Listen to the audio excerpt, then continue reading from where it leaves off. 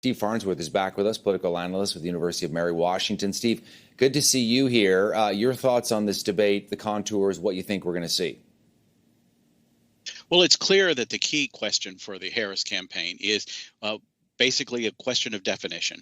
The challenge that she has coming in later in the campaign cycle to replace Joe Biden as the nominee, that is going to create a lot of attention focused on who she is, what her character is like, what her temperament is like, what are her key policy issues.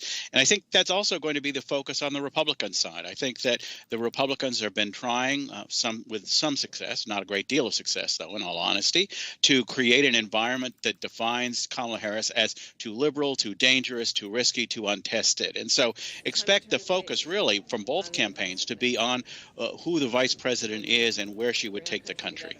Yeah, so it's an opportunity for her to reintroduce herself, I guess it's fair to say, Steve, to the country. But, a debate, it goes on, you get, 2 hours or so. Is that really going to be enough for people to put their faith in her and say, yeah, you know what, I think she's got what it takes to be commander-in-chief? Well, of course, there is also the factor that there are questions now swirling around Donald Trump. Remember, Joe Biden left this race in large part because of questions about whether he would be up to the next 4 years. Now, Donald Trump is 78. He's only 3 years younger than Joe Biden. And some of the things that he says at campaign rallies suggest a certain, a storminess, if you will, in the stream of consciousness that comes from Donald Trump at these campaign rallies. Questions about sharks and electrical shocks on boats and questions about jailing opponents and the dynamics of a Trump rally would not translate well to a debate stage. And so I think there will be also those key questions about the suitability of Donald Trump. You're looking at a wide open event, to be sure, and who knows what they'll say about each other. Yeah, we're looking at Kamala Harris there with Mike Pence when they had their vice presidential debate back in 2020. We're going to show the Battleground state map, which is crucial here. It really comes down to the 6 or 7 states, the Sun Belt and the Blue Wall, as we call them. And, you look at the polls, Steve, very close in a lot of these states. In the Blue Wall, Kamala Harris seems to have a slight advantage. And in the Sun Belt states, it's pretty much neck and neck for these two as well.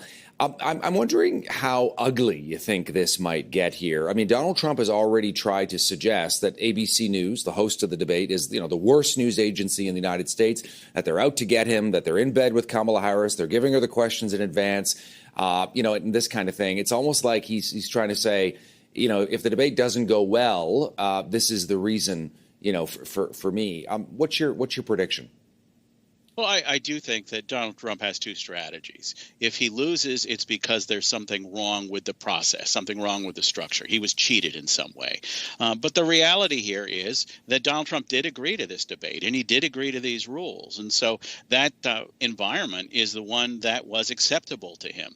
Now, the challenge, of course, will be always to look at what the evidence actually is with respect to this. And so you can expect a significant policy dimension to this conversation, and a policy dimension connected to those key swing states. The question of immigration, of course, is particularly important in the border states. You have the question of economic insecurity that's going to be important in the Midwestern states. And so even though we have 50 states in America, expect this conversation, when it turns to policy, to be focused on issues of economic insecurity and the border. Those are the key questions that are going to be motivating voters in those key swing states.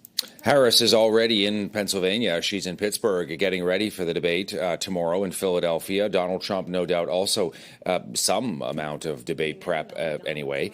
Harris is going to no doubt be asked many, many questions, Steve, about her prior support for what would be considered quite progressive policies. Now she has dialed many of those back as she is the presidential candidate as well. How effective do you think she will be at trying to kind of pivot and say, look, my values haven't changed, as she has said, but I have been able to, maybe pivot on some key issues. No doubt that's going to come up. And we know she's a good debater. That's pretty much established.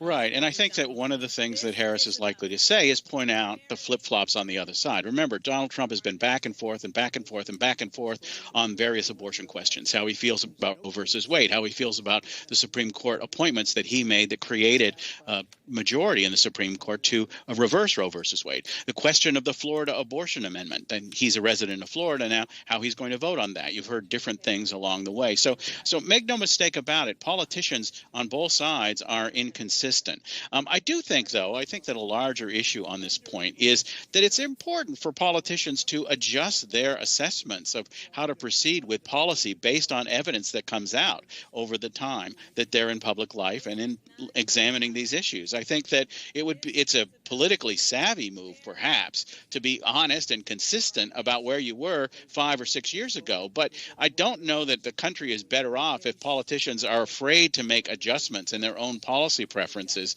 because it varies from what they said back in the past. Hey, good to see you, Steve, on this Monday. We'll be watching tomorrow. I know you will as well. Thanks.